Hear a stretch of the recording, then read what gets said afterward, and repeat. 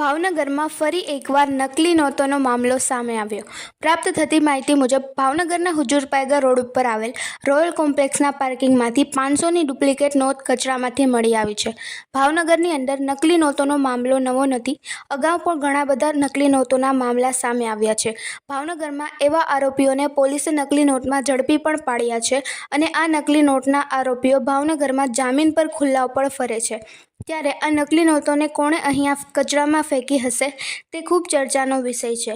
તો ભાવનગર પોલીસે આવા જૂના નકલી નોટોનો વહીવટમાં પકડાયેલ આરોપીઓ જે છૂટીને ભયમુક્ત રીતે ફરતા હોય તેવા આરોપીને પકડીને આ નકલી નોટ તે લોકોએ તો ફેંકી નથી ને, ચોક્કસ પોલીસે વિચારવું જોઈએ. આ દેશ વિરુદ્ધ કૃત્ય કરનારને આકડામાં આકડી સજા કરવી જોઈએ, જેથી બીજા કોઈ લોકો ગુનાખોરી અને દેશ વિરોધી કૃત્ય કરવા 10 વાર વિચારવું પડે. પરંતુ ભાવનગરની અંદર ગુનેગારોને કાયદાનો દર જ નથી રહ્યો. એવી રીતે ખુલ્લેઆમ નવા કિસ્સા દિવસે ને દિવસે સામે આવે છે. હવે જોવું રહ્યું કે ભાવનગર પોલીસ આના વિરોધમાં શું કરે છે, કોને પકડે છે અને આ નોટો ક્યાંથી આવી છે જે લોકોમાં ચર્ચાઈ રહ્યું છે.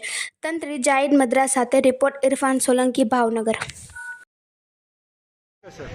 ભાવનગર શહેરના નવાપરા વિસ્તારમાં રોયલ બિલ્ડિંગના બેઝમેન્ટમાં આવેલા કચરામાં ભારતીય દરની 500ની નોટ જેવી દેખાતી નોટ પડેલ છે એવી માહિતી મળતા ભાવનગર જિલ્લાની એસઓજીની ટીમ દ્વારા તપાસ કરતા ભારતીય દરની રૂપિયા 500ની ઝેરોક્સ કરેલી અથવા પ્રિન્ટ કરેલી ટોટલ 95 નોટ મળી આવેલ છે.